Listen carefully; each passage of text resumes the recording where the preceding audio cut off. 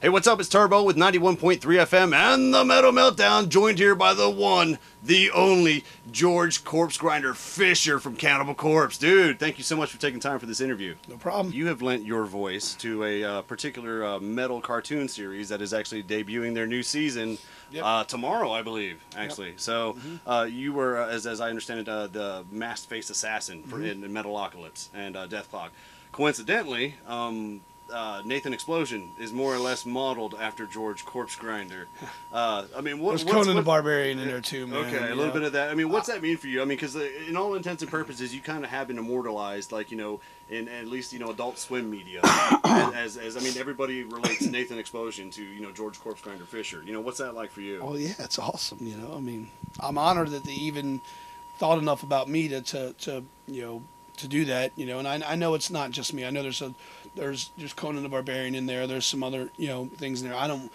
I really feel uncomfortable just saying that it's just me because, you know, Brendan and all those guys involved in Metalocalypse, you know, Brendan, Tommy, all those guys, man, you know, let's give them more credit than just, you know, it's not just because of me. That damn sure that show's not successful just because of me. It's written brilliantly. The artwork is incredible. It's great. You know, the music is great, obviously.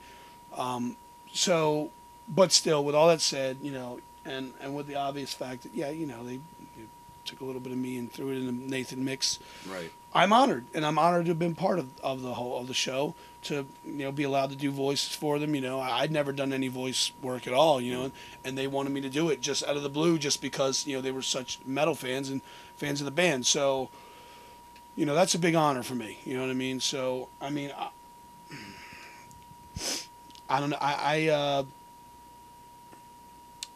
I will do anything for them guys whenever, you know what I mean? If they ever want me to do something else, you know, I'm there. You know, hopefully we'll see them somewhere down the road, you know, on tour, you know, maybe in LA or something. Those guys will come out, or we'll see them, you know, Brendan or whatever, on you know, if they do another Dethklok tour.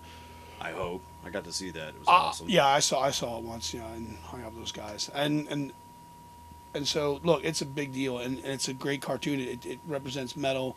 You know what I mean? In such a great way, and they're really, you know, they're really good with, you know, paying homage and putting in little things here and there that are obviously, you know, Dimmu Burger instead of Dimmu Burger. Yeah, I was in that episode actually. Okay, right. You know, I was a little kid in the episode. Nice. That gives Nathan the ketchup spray and all that stuff. Oh wow, okay. Yeah, that was me. His name was Little Crappy Kid. Little Crappy Kid. That was like on the sheet with the lines I had to say. Yeah, Little Crappy Kid. Yeah, one of the things about Metalocalypse I think I'm most impressed by is obviously, honestly, the banter between the members in the writing, and like how well the banter that goes on between the band members carries on throughout the show. I think most people, unfortunately,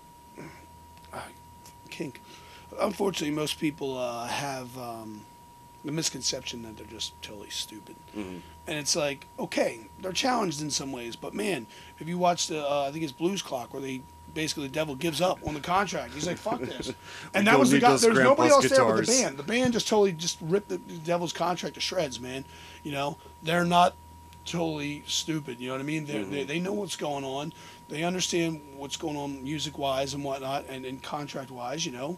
Obviously, they wouldn't be so successful. You know, so and look, and of course it's got to be funny. So there's got to be some things that really aren't as super off as far as bands, like with just some comical, just like, you know, interaction, like, what are you crazy? You know what I mean? Things that you'd see, like, like, you know, we would be sitting up in the front, like, what?